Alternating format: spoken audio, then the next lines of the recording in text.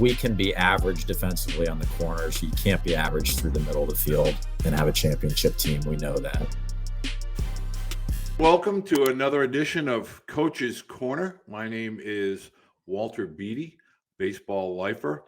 And each week we try to bring awareness to the sport of college baseball, particularly with college coaches from across the country that can tell us a little bit about not only their programs, but allow some insight into their philosophies as far as college recruiting, offensive pitching metrics, analytics, things of that nature that help parents and student athletes make an informed decision.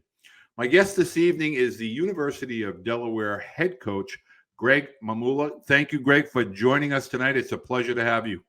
Yeah, thanks for having me, Walter. Oh, you're very, very welcome. So the first question is, want parents to kind of have a good or student athletes to have a good understanding.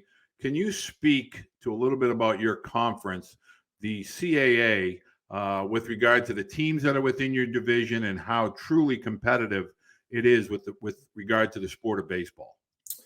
Sure. I'm going to throw these numbers off the top of my head, so Sure. I may be off by a number, but I believe last year there were 31 Division I baseball conferences. I believe the Colonial finished 12th overall in the conference RPI rankings, which speaks obviously to the quality of baseball within the conference.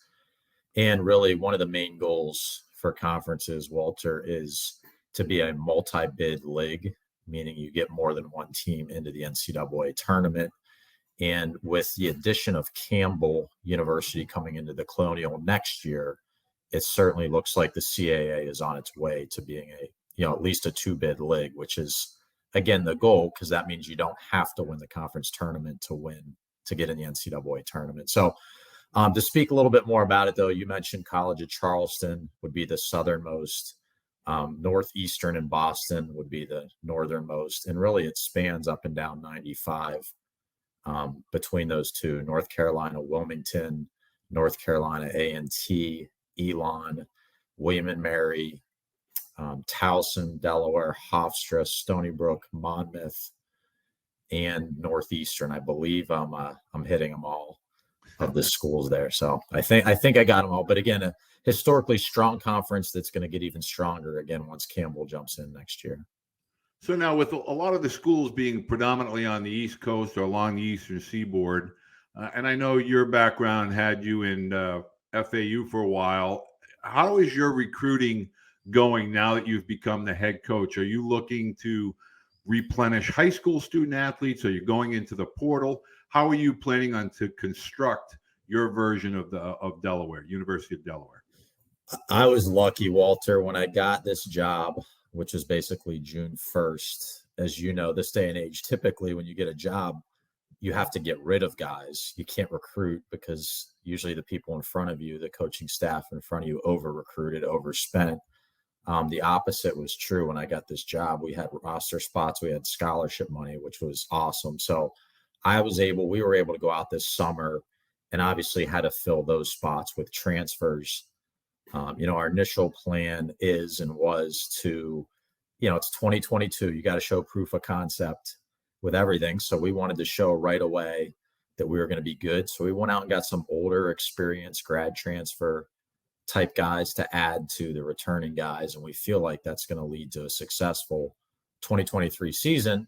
Moving forward, the plan is to be mostly high school guys, much like my last boss at FAU, Coach McCormack. I believe in small recruiting classes. I don't believe in over recruiting. So we plan on having smaller classes, mainly high school guys. But like everybody, we want to win consistently. And to do that, sometimes you have to fill holes with older guys. And I side more on the grad transfer, although I'm not completely opposed to the transfer portal, maybe as much as Coach McCormack at FAU, was.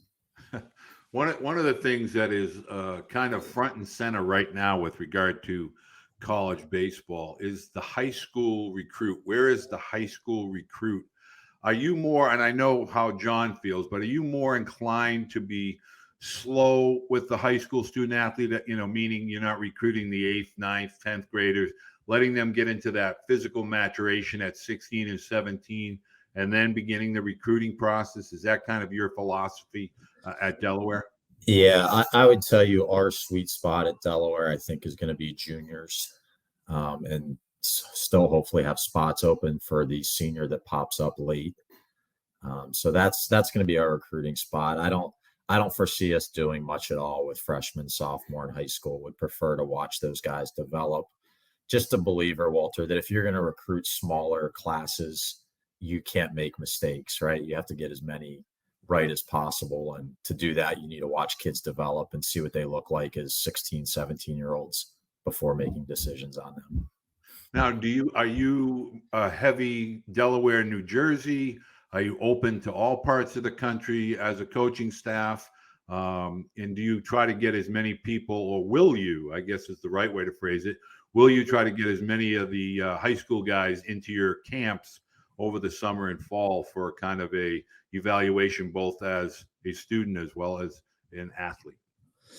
Yeah, I think, as far as the geographical region, Delaware, Pennsylvania, New Jersey are probably going to be our sweet spots. But Delaware historically has had a lot of good players from New York, Long Island as well. So, we've been going up that way. We actually have two 23s that we just signed from the state of Connecticut. I could see Connecticut being, Oh, yeah. A fertile ground for us as well. And it's an easy drive, right down 95, and it's close to a lot of people. So, and I forgot, what was the other part of your question you asked? Just as far as from a camp perspective, do you envision a lot of your potential future recruits trying to come to camp to gain some familiarity with you as a staff or the school, and kind of getting the ability to meet those guys on and off the field a little bit?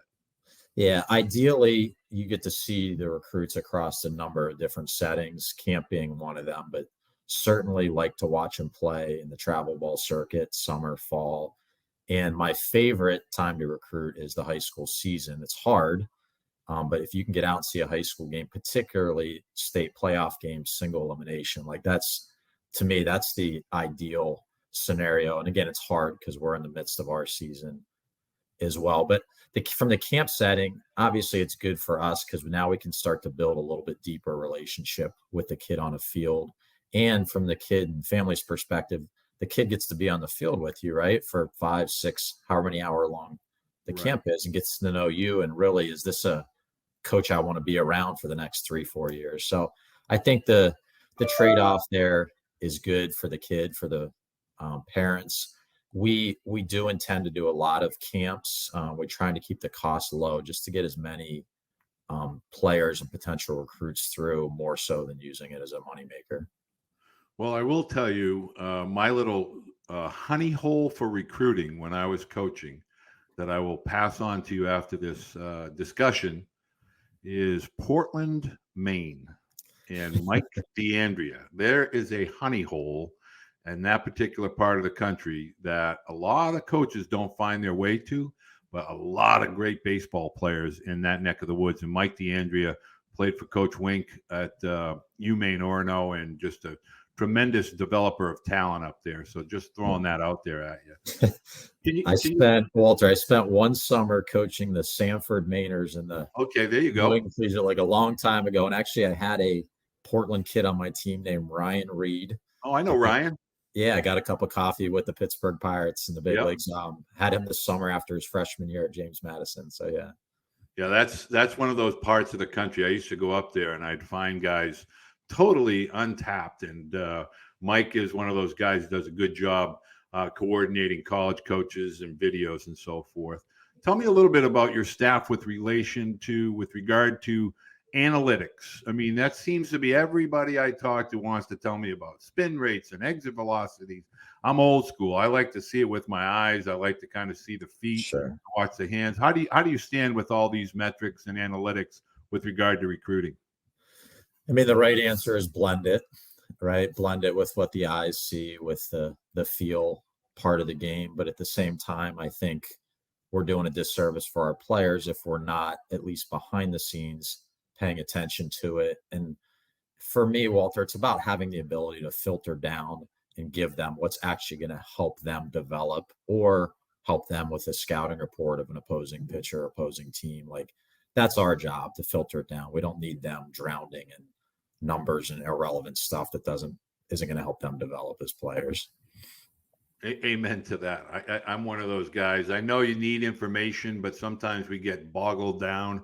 We're so immersed in numbers. We're not just becoming instinctual athletic ball players, letting the game come to us. So when I'm out and I'm meeting with families, one of the big questions that they seem to want to throw out is the direction of college baseball becoming kind of a developmental portal, for lack of a better term, for Major League Baseball? I mean, the draft, reduction of rounds, reduction of short season teams. Do you see a lot more high school athletes now getting into the college landscape than maybe in years past? Some of the higher level athletes, I guess, is the best way to phrase it.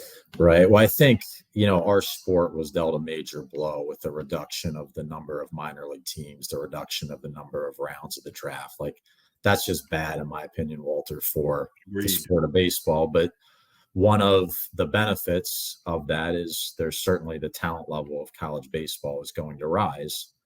Not only are there less, players getting drafted, but it also seems like the draft, and I'm sure the numbers indicate this, certainly favor college players this day and age. There's just nowhere. If you draft a high school kid, there's just nowhere to send them really the first 2 years to go play. He's going to sit at the complex in most cases, so it doesn't make sense for the major league team or for the player to go sign out of high school anymore. And there's exceptions to that, but yeah, extended spring training is absolutely, there's no joy in Mudville to watch a group of guys take off for minor league cities and you're, a younger player stuck in extended spring. That kind of stinks for sure. Now, can you talk to us a little bit about, from your perspective, the let's call it the cold weather states versus the warm weather states? I have a lot of parents who are always like, oh, the warm weather people are kids and the athletes, they have such a big advantage. But, as we just talked about, Connecticut, New Hampshire, Maine, Delaware, Pennsylvania, can you talk about maybe the mindset of the cold weather athlete being a little bit mentally tougher, physically tougher, less stress and wear and tear on their bodies a little bit? Because give some hope to those families in these cold weather. Well, I grew up in the mountains of Western Pennsylvania, so I like to think I've got that toughness and blue collar in me. But this is my 23rd year coaching college baseball. The last 7 at Florida Atlantic, obviously in South Florida. And previous to that, the first 15 were all in cold weather, in various parts of the Midwest, Northeast. And then obviously I'm back in the cold weather right now, Walter. So I think I've got a pretty good perspective on it, the pros and cons of it all. And the thing that really jumped out to me, I guess, when I got to South Florida, and I think this is kind of stereotypical of the Southeast Florida, is that people in general, and specifically recruits and their families, pay attention to college athletics more in that part of the country. In this part of the country, it's a lot more professional. Right. So you ask a kid in Florida, what happened with the Dolphins yesterday, they probably don't know. You ask a kid here about the Eagles last game, and they'll give you blow by blow details, and they're living and dying at every missed call the ref made, right? So that's a major difference. Right. Along with that, I felt like at Florida Atlantic, just about every kid I called had watched a fair amount of college baseball in person. That's kind of the norm, is on the Sundays down there, you jump in the car with your boys and go watch college baseball. I would see a lot of high school kids at our games at Florida Atlantic. Obviously very beneficial for those kids for their own evaluation of where they may fit in, but also learning, the programs in the state. That doesn't happen, I don't think, as much in this part of the country as it does down there. I think that's something that I wish we could do more of. I know the weather plays into that. Like, you're more apt to go watch a game when it's 70 degrees than 48 degrees maybe. But to speak on the other side of it, I certainly think that kids in the cold weather, because maybe they haven't played as much as the kids in Florida or the Southeast, the hunger level, the ceiling is many times much higher. The kid in Florida is many times closer to his ceiling than the kid in the Northeast that still has a long ways to go. And that's that can become the fun of it in recruiting, right? Is there's a lot more projection that goes on in this part of the country many times. Now, one of the things that has become kind of a topic with regard to summer baseball, collegiate summer leagues. Let's say you got a freshman, a guy that came in and he really excelled, whether it was on the bump or possibly, between the lines. Would you be apprehensive in today's transfer crazed world about sending him out to summer baseball? Or do you just say, hey, look, I've coached this guy. I know him well enough. I know he's going to stick around. Do you feel as if the summer baseball is kind of a breeding ground for the possibility of inappropriate recruiting or just transfer? Teammates want you to come to their school, et cetera, et cetera. Do you think that's a potential hazard? I think any mid-major coach would tell you that that's a concern. They're lying otherwise. I would also hope on the other end of it that we have done such a good job building a relationship with that player during his freshman year that the trust factor, the care factor wins out over maybe him being potentially poached by a bigger program, over the summer. So as the saying goes, you kind of have to recruit your guys year round, right? You recruit right while you have them in your program nowadays. And again, I feel like we at Delaware and many mid-majors do such a good job with the players that, again, you have that strong enough relationship that you trust the player can go away and do the right thing if temptation is brought his way. So now I want to kind of turn left a little bit and talk to you about how do you interact while you're recruiting or when a freshman shows up on your campus now at Delaware. A lot of guys take hitting lessons. They have a travel coach that worked with them in the summer. They got a private hitting guy or a private pitching guy or catching guy. How do you kind of get those guys to understand, okay, we're going to carry our own lunch here and we're going to kind of all be on the same page with regard to whether it's a hitting philosophy, an arm care program, et cetera? Yeah, the sell for me is, listen, we want to win. We want you to develop, and we've got to figure out what's the best path for that to happen. Does some of that come maybe from the outside? If it's going to help us win and help the player develop, then I'm all for it. If it's not, then we need to figure out, the best way maybe to move past that. But, I would hope again that the trust level from our players, they know we care about them and want what's best for them, that opens up the communication with them. And they would feel comfortable coming to say, hey, coach, are you okay with me going to see my hitting guy over Thanksgiving break, Christmas break? And it's open dialogue. And yeah, if you think it's going to help you have a better season, sign me up for that, So it's, let's embrace it and make the best of it, not try to fight and resist and think we're the only ones that can help our players get better. So as a staff or as a recruiting guy on the road, how do you rank everybody wants arms. I get it. Everybody's looking for the dudes on the bump. But are you a shortstop? Give me a shortstop. I'll find a position for him kind of coach. Are you a middle of the order bat? Let me find a place for him. How do you kind of prioritize your recruiting with regard to the athletes when you go out and start your recruiting process? Yeah, I'm pretty particular, I think, for a first-year head coach, knowing where I want to take this program, where we want to take this program, Walter. And we want to start on the mound with getting competitive strike throwers.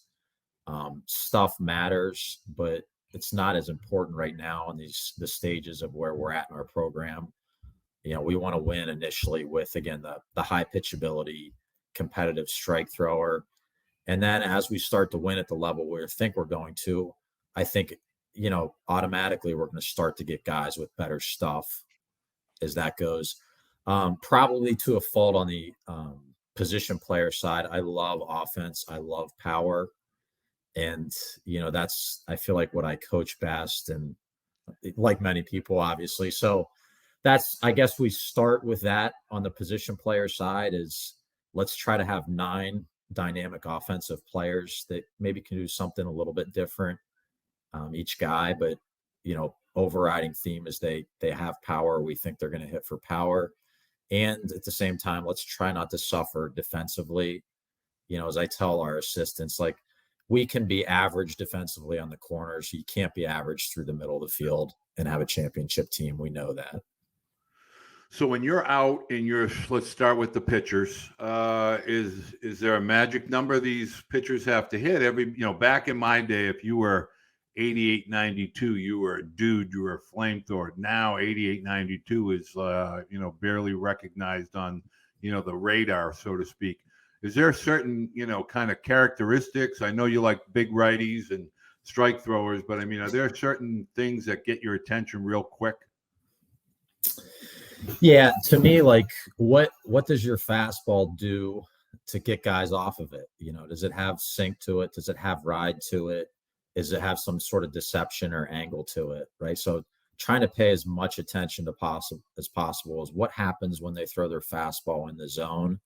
Are they missing barrels? Do they get swings and misses on their fastball in the zone? Do they get bad contact?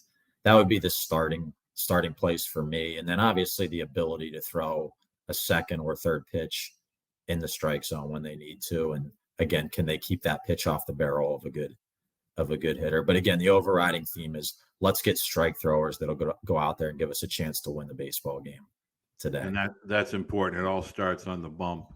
Are you looking for the left-hand hitting power guy? Doesn't matter whether it comes from the right or the left side. You have a preference either way? Prefer left-handed hitters. Again, I just worked under Coach Mack at FAU the last 7 years. I know he was on here last week. I listened to him, and the wind blew out to right field at FAU most of the time, and the wind at Delaware blows out to right field most of the time. So, again, we have, if we had to make a lineup right now, we're going to have 5 left-hand hitters, 4 right-hand hitters, which I think is ideal. But again, you're going to get the best players. You're not going to recruit a lesser player because of the hand he hits with. Now, do you still have any roster openings in 23 or 24? Are you pretty set in both classes, or?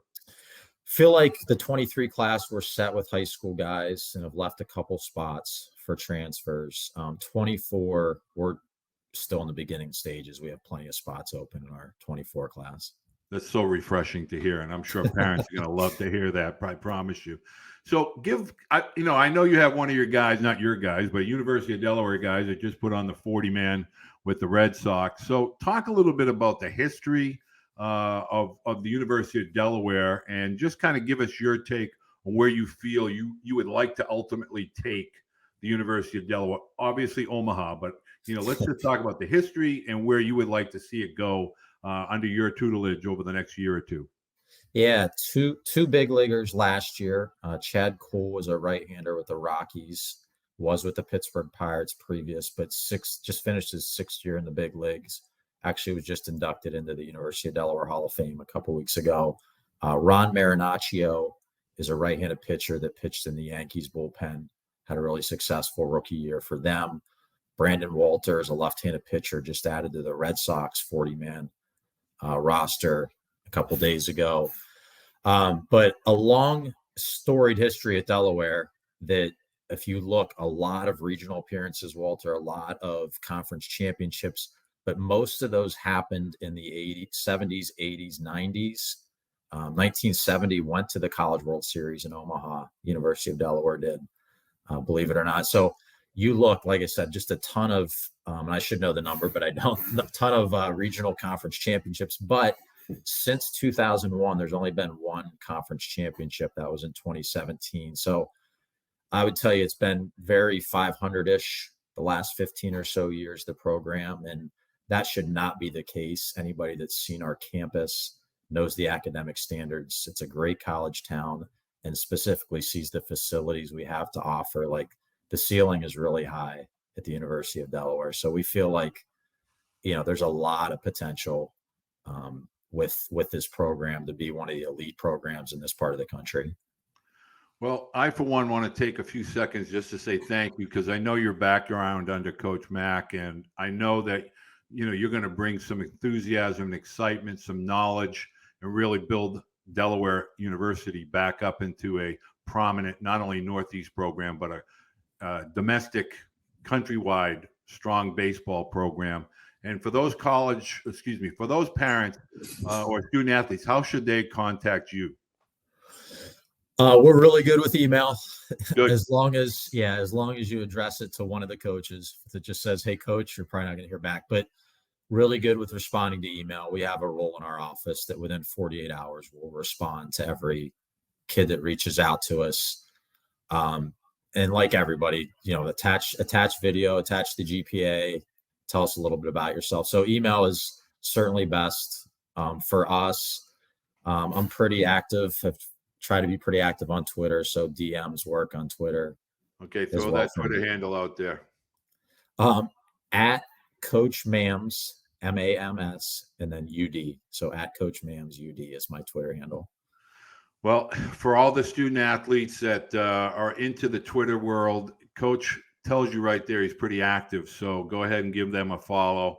Also, the email, as you heard, short, sweet, talk a little bit about who you are as a student, who you are as an athlete, attach a video, preferably from the open side as a pitcher or hitter, meaning that the camera angle is going to show your nose, eyes, everything on the front part of your body. And go ahead and send that off. We don't need Rocky music. We don't need, any type of theatrical embellishment, just straight up either game video or regular video. Greg, I want to say thank you very much for your time. I think this has been a wonderful kind of informational awareness for not only the University of Delaware, but also the CAA Athletic Conference. I've been trying to get Mike, but he's been big leaguing me at Northeastern. So maybe this will be the start. I can tell him that Greg joined me. But thank you very much for your time. Stay with me here as I'm closing off. I want to remind everybody, if you have a question for Coach or a question that you want me to answer, go ahead and put it on the comment section below. I would love for you to subscribe. Make sure you hit like if you like this type of content. It really helps with growing the channel on an ongoing basis. Thank you for joining us, and we look forward to seeing you again next Thursday when we have, I believe it's going to be Jay Ullman at Tulane University. Thank you and have a great night.